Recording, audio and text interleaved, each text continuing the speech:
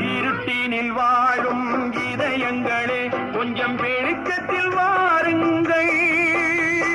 நல்லவர் உலகம் எப்படி இருக்கும் என்பதை பாருங்கள். எத்தனை காலம் மனிதன் வாழ்ந்தான் என்பது கேள்வி இல்லை. அவன் எப்படி வாழ்ந்தான் என்பதை உணர்ந்தால் வாழ்க்கையில் தோல்வி இல்லை. வாழ்க்கையில்